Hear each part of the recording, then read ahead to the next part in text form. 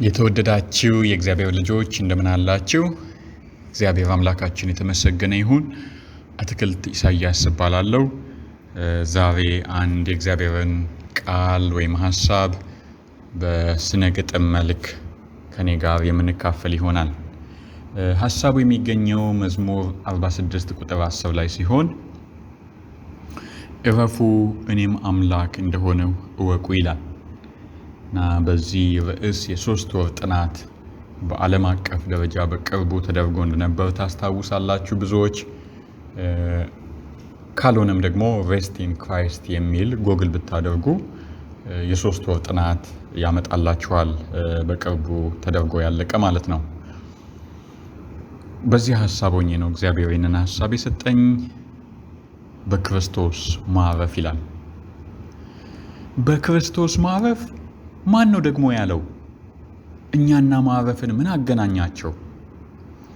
ገና ከማለዳው ስጋ ብለውት ሲሰጋ ይኖራል ያላንዳች ረፍት የተባለለቱ እስከነተረቱ እንዴት ነው የሚያርፈው እስኪ መላምቱ?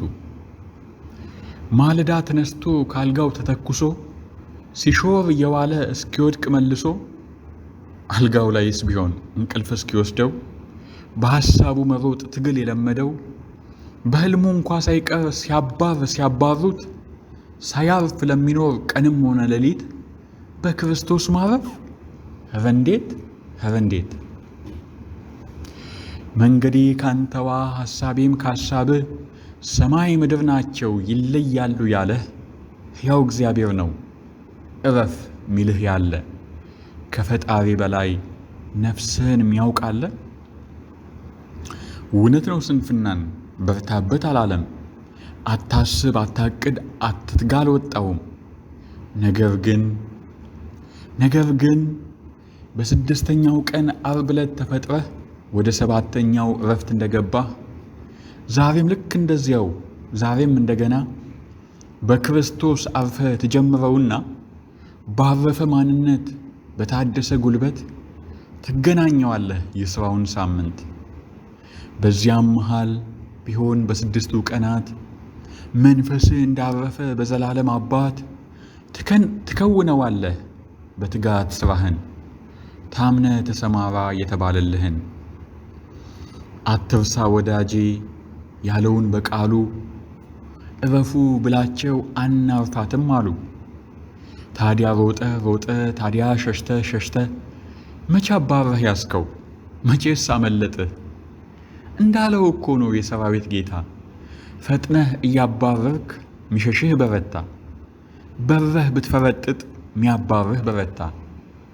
ስለዚህ ወንድሜና እህቴ እስኪ ተመከሩ፣ እግዚአብሔር ያለውን ይህንን ሞክሩ።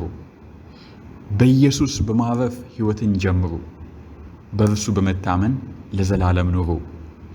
መስከረም 8 2014 ሱዎን ደቡብ ኮሪያ። የተወደዳችሁ ወገኖች እዚህ ላይ የተሰጡ ጥቅሶች አሉ። ሁሉን ማንበብ ወይም መናገር አልችልም።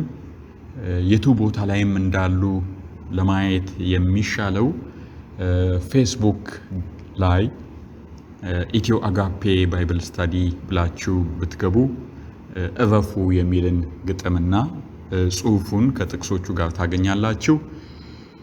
እግዚአብሔር አምላክ አብዝቶ ይባርካችሁ። መልካም ጊዜ